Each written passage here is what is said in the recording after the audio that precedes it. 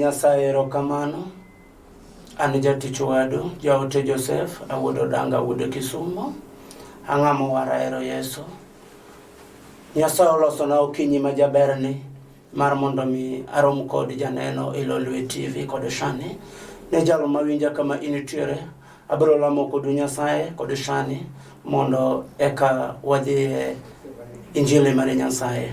Ashego ni erokamano nikech ini Nyasaye.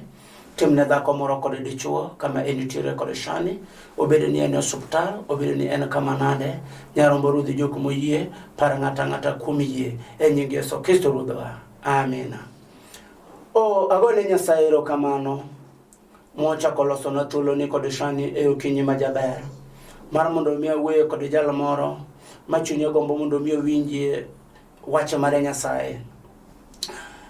Nitiere kit weche moko ma chunya gombo mondo mi awuoye. Ada wuoyo kuom ngima mar roho kelo.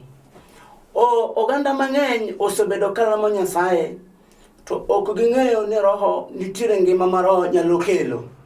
Nikech Ruodhwa wacho ni nitiere gik ma ka ng'ato osewarore bi olokore bodo kuom Nyasaye to nyaka koro obed kod ngima ma opogore. Agone Nyasaye erokamano ne jalo mawinja kod sani kod jalo maneno Ilolwe TV. E seche mane Ruoth Nyasaye noluonga ka nasandora.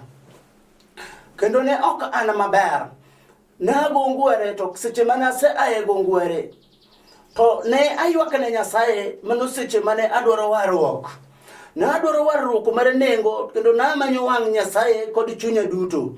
Ne awuotho timbe koni kod koni kalamo Nyasaye kendo nawacho ne Jehova ni Nyasaye adwaro ni mondo mi iras ngimana. To nitiere gimoro magombo ni mondo alamie Nyasaye. E seche mane awuoyo kod Jehova ne chunya gombo ni mana mondo mi chieng' moro achiel an bende aringie kod gacha. Chieng' moro achiel mondo mi abedie kod ot maber. Chieng' moro achiel mondo mi abedie kata gapiko. Chieng' moro achiel mondo mi abedie kod yie. Agone Nyasaye erokamano. Ne jalo mawinjo ka samoro chunye gombo kaka chunya ne gombo e diere mana sandora. Kata obedo ni nakalo e weche matek. To chunya pod nomedo dhil. Kendo chunya pod nomedo lamo Nyasaye okinyi kod otieno. Maya wach mae chunya gombo mondo mi awuoye kod janeno mar Ilolwe TV mawinja kod sani. Nitiere geno kuom Nyasaye ma jahono. E seche milamo Nyasaye kik iwe ni onge geno. Nitiere gima Nyasaye biro timoni. Tok ka isegeno kuom Nyasaye ba igeno kuom Nyasaye be lamo kod chunyi duto te. Be kwayo gimiluongo ni warruok mar nengo. Mi wuoyo kod Nyasaye kuom warruok mar mbira. Iwuoyo kod Jehova kuom warruok mar muma. E seche ma Jehova osewaro ngimani, mi oloko timbe machon, oloko kit gik mag Adam kod Eve. Obedo ni gin gik manolam kod de, obedo ni gin gik manolam kachiel kod kwere, obedo ni gin gik manotimie dalau. Jehova wacho ni kuro nitiere ngima ma roho biro kelo. Okang'eyo ni ini nyamera kama initie. Ngima wane midwaro kuom Nyasaye. Okang'eyo ino wadwa kuma initie. Ngima wane midwaro kuom Nyasaye.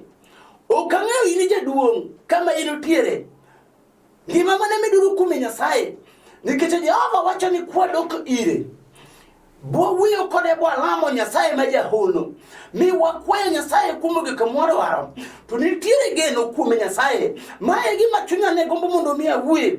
Kod dhako moro kod dichuo mawinja kod sani. Ni nitiere gimiluongo ni geno. Kae isedok kuom Nyasaye. Be yudo warruok kama initie. Eka nitiere geno. Nitiere gima roho biro kelo e ngimani. Kuom gima ikwayo Nyasaye ok bi koso ma Jehova ok otimoni. Nikech aparo kuom ngimana Nyasaye notimo gik madongo. An awuoyo kuom ngimana. Ne ng'at mawinja kod sani. Jehova oloko ngimana. Omiyo kata kawuotho to aneno dhano e kind oganda. Miyo oganda kata kadonje gweng' kama nonyuola to oganda mang'eny gona salute. Kendo gikoni Nyasaye mane wuoro danga nigodo, Nyasaye ni osetimo. Kendo giwacho ni Nyasaye onogo ma men gino olamo ne nikech minwa ne ni jalemo. Kare lemo gi kenda to ber. Dhako to winjo lame Nyasaye nikech seche mane mama ne lemo to na chiko ita. Mae momiyo dende chacha were ni lamo merwa emanoresa adira lamo mar minwa Jennifer noreso kitenge mama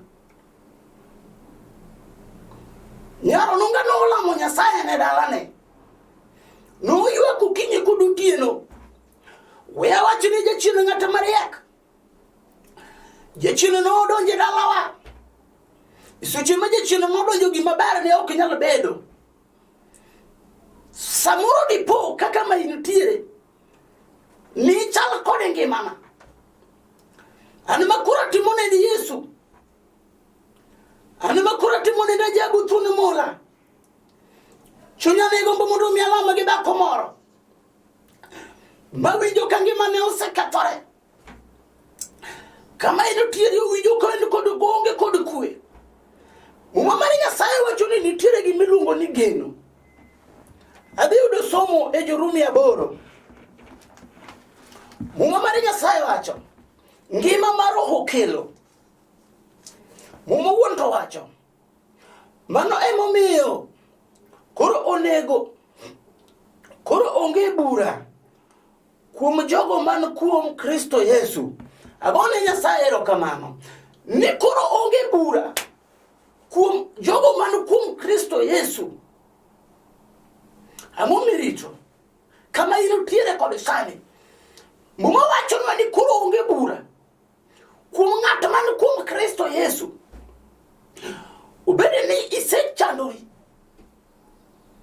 mingi mani no sekethore kata kibet kama ibete ikoni koro taonge kod geno. Aneno kayika osedhi mang'eny. Aneno kandalo na osedhi mang'eny. Tich mane asomo pok ayudo. Wan kod Yesu ma jabura. Luongo na jabu kuno wuono. Luongo ne Jehova Rafa. Luongo ne Nyasaye Donai. Luongo ni Lisi. Winjo kidende ne yawe. Jehova ne ka kod sani. Kum jal ma winjo ka onge geno. Muma wacho ni onge bura kum jal man kum Kristo Yesu. Kuro onge bura. Kaisa do kum Nyasaye. Kata bed mana ni somo tich. To tijino nyaka ni somi poki tije. Joko mano to no bete pinyu mos. Negi go bura. Bagi wacho ni wude ngane ok nyalo tiyo. Ere kaka wude ngane nyalo tiyo to wato ne wato ka ok tiyo. Miyo ni somo tich maber. Samuro ni somo engineer. Ano kangeyo. Jehova wuyo kawacho niya kod sani kidok kuome ubedane ni somo saloon to tich otamore. Ubedane ni driver to tich otamore. Muma wacho ni onge bura kuom jal man kuom Kristo Yesu. Mari wacho mapunjo kod okinyi majaber. Jal ma winjo kani kuom Kristo Yesu. Muma wacho malara ne koro onge bura. Ema ngima mar roho kelo. Ang'o midwaro kuom Nyasaye kod sani. Ubede ni ng'atiye midwaro kod sani. Jehova wacho ni roho biro miyi. Jehova wacho ni koro onge bura kuom gima idwaro kuom Nyasache ng'uono. Nyasaye wacho ni koro onge bura. Wuo kod Jehova gi chunyi duto. Wacho ni Nyasaye gima idwaro kod sani. Onge bura Nyasaye biro timo ni sani. Kata bed mana ni kama inutiyo okinyi masani. Iwinjo ka chunyi gombo mondo iwuog idhi manyo tich. Abiro lamo kodi sani kendo kanyi idhi dwaro tich. To ang' nokawi kuom nying Yesu ma Janazareth. Nikech muma wacho ni koro onge bura. Kata bed ni inie kes. Nomaki nikech kosa ma ok mari. Jehova singore kodwa e Jurumi 8 kawacho ni koro onge bura kata ber mana nyuola oramo bigi chwado lwetgi gi mai lope. Jehova wacho ni koro onge bura kata ber mana lweny ni tiere odi ma ok iwinjri kachielo kod churi. Jehova wacho ni koro onge bura kuom gik midwaro. Jehova wuoyo kodwa kawacho ni ngima mar okelo wuoyo kuom jal moro mawinjo ka Nyasaye winjo ka teko mar Nyasaye, jal mawinjo teko mar Nyasaye mayalo kod sani. Jehova noting'o tekruok marwa kodhi kode msalaba, oseting'o chandruok mari. Jehova ng'won owacho ni ngima mar okelo kama yutie sani.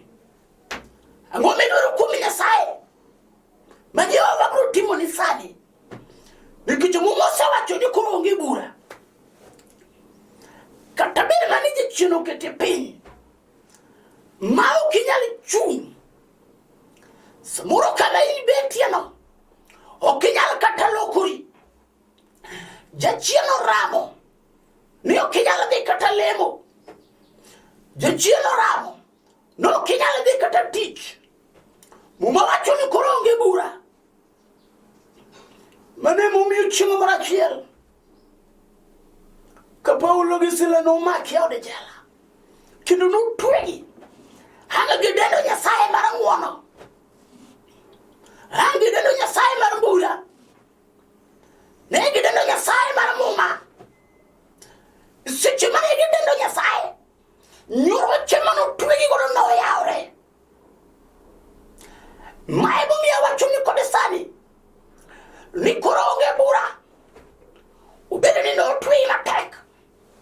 Jehova wacho ni abiro chodo nyororo, abiro chodo gik matek manotwegi godo.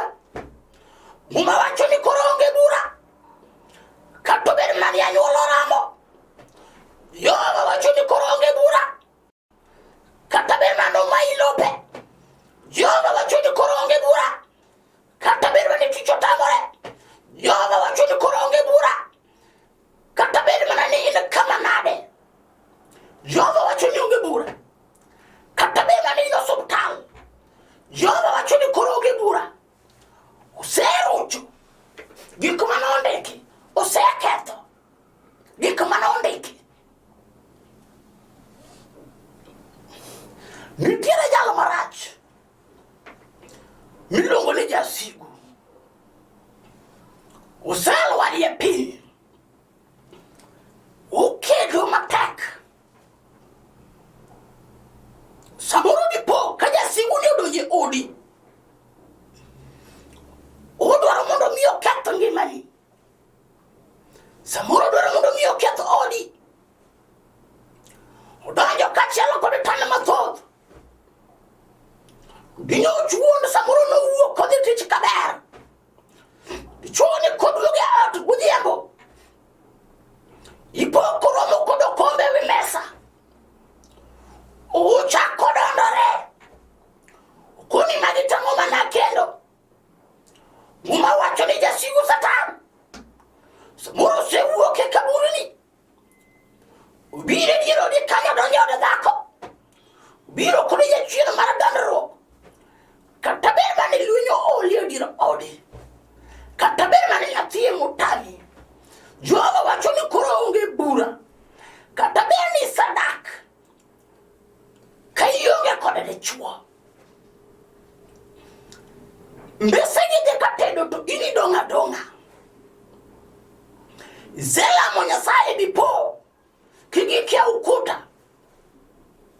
Sewuotho kuonde mag ajuoke, making'i ajuoke mag Mombasa ting'eyo te, king'i ajuoke mag Alego ting'eyo te, king'i jolemo madongo gi matindo ting'eyo te. We wuok kuom warruok mar nengo. Ajabu ruodh muma kuno mar ngima, jal mohingo gik madongo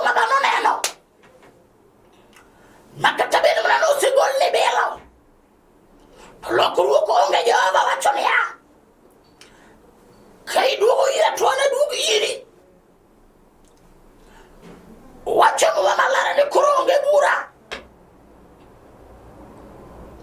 kumungi kamata kamana de lisekade winyo injili maranengo winyo injili maramuma nyasaye manyalo timo ne dichuo moro kumungi misedwaro kumungi mani dogo kuom nyasaye mondo mi yudo warruok guchonge penye kendi luongo warruok mar nengo widhedhori kod warruok atidhi kuom nyasaye tigo chongi dakika ariyo niwuoyo kod nyasaye niwacho ni nyasaye ni adichuo miang'o wuo kod Jehova chimi nyasaye kod gimidwaro chimi nyasaye kod wache midwaro wachne Jehova wache machando ngimani nyisi nyasaye ni Jehova biro dhi ewi chongi kod pi wang'i wuo kod Jehova nyasaye wacho ni iteo kod ino nitiere oganda moko ma osebedo ka dhi nyime nyasaye kata kamano gidhi kod weche apar chimi nyasaye kod wach achiel machando ngimani kata weche ariyo kende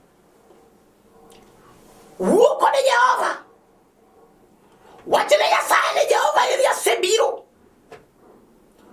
wachne Jehova ni eri asebiro nyathi ema dwaro kod sani wachne Jehova ni nyathi ema dwaro kod sani eri asebiro wachne Jehova ni eri asebiro tich ema dwaro kod sani wuo kod Jehova dhoko kod dhok nyisi nyasaye wache matek machando ngimani Jehova biro timone dhako Jehova biro timone ne dichuo we wuoyo kod nyasaye kibagane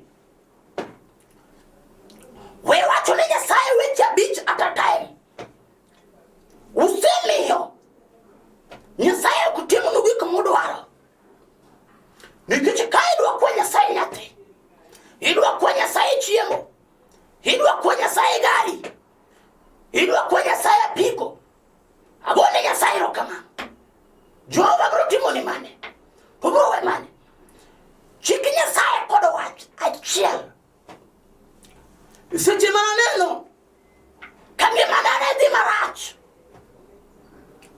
naneno ka ngimana ne dhi marach nachiko nyasaye kod wach ang' nawuoyo kod Ajabu kod Mula ang' nawuoyo kod Ajabu ruodh Muma awuoyo kod Ajabu nyiso nyasaye ni kawuono to dhier oroma agone nyasaye erokamano jalo mawinjo kama nitie jalo mawinjo kama nitie chik nyasaye ka dhier oromi to wach gi Jehova na wacho ne nyasaye ni Jehova dhier oroma agone nyasaye erokamano okono kano dweche adek kapok nyasaye nokelo gari agone nyasaye erokamano Jehova mabiro timone dhako moro mawinjo ka onge nyathi ubiro kwane Jehova ni luro roma chik nyasaye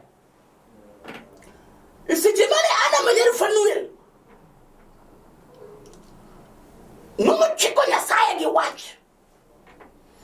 nobedo kod yie dwarane na yie midwa dhi godo nyime nyasaye masete misadhi nyime Jehova mar mbira sedhi kuom nyasaye mar muma chiko nyasaye tiwacho ne Jehova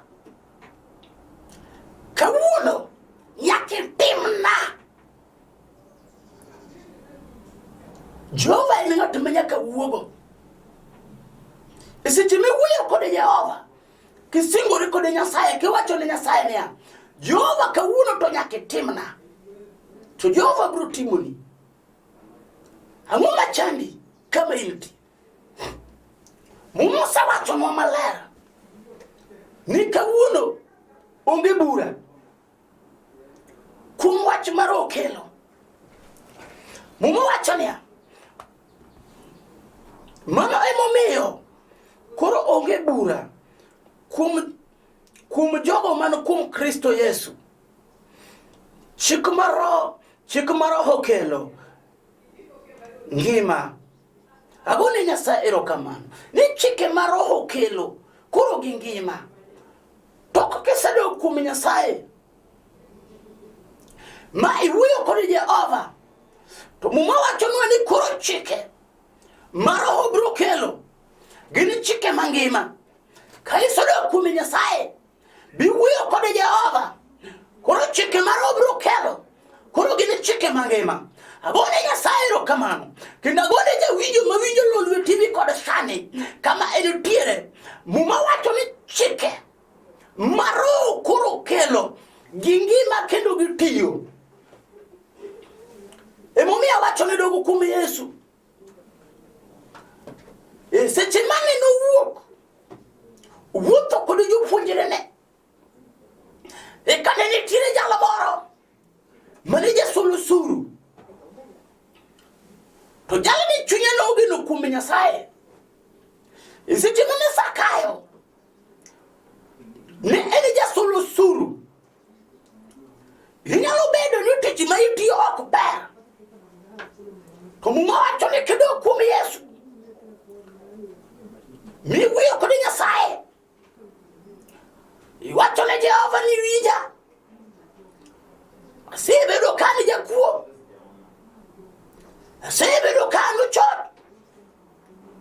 Jehova dwa ni lok ngimana, Nyasaye adwa ni gwedha kendo, adwa ni ae gik matimo, asebedo kamayo oganda, Jehova dwa ni loka kendo. Yesu wacho nong'un pile biro timone dhako moro mawinjo kaka me entiere, winjo koonge kod kwe, winjo ka geno ne oserumo, kata bed ni en e osuptal, tuo oseywaye kod aming'a. Muma wacho ni nitie Yesu luongo ni Jehova Gogo, en jalo ma Ja-Nazareth, biro timone dhako moro sani, biro timone dichuo moro mawinjo koseketho geno, winjo ka geno oserumo, samoro oselamo Jehova. Agombo na lamo kod Nyasaye kod sani,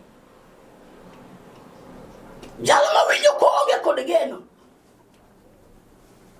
jalo madhi tich, samoro in jalo madhi ga luoko, ichiew okinyi pibiro tewi kidi nyaka ang' odhiambo, iwuotho kedoko ot kendo ipenjori, ikoni Nyasaye ang'o mosetimore e ngimana, ikoni Nyasaye ang'o mosetimore e ngimana.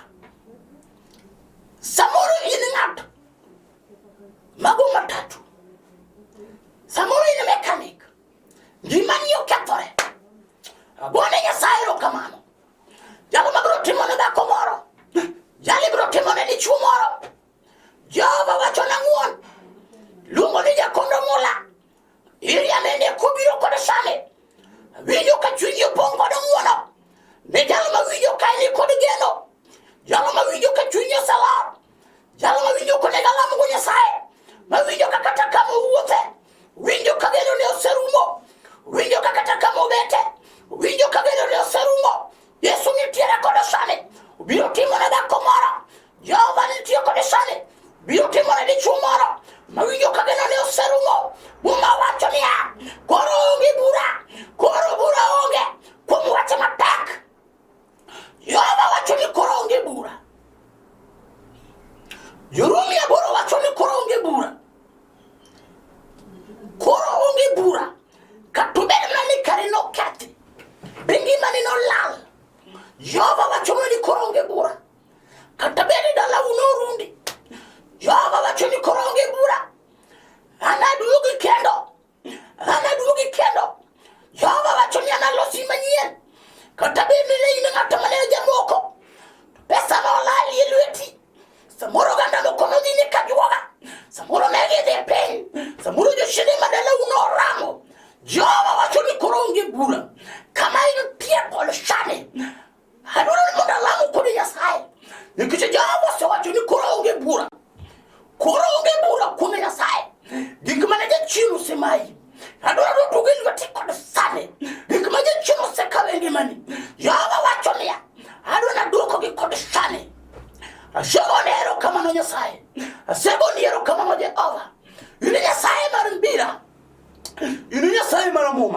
Asalenda inyimi polo kode piny.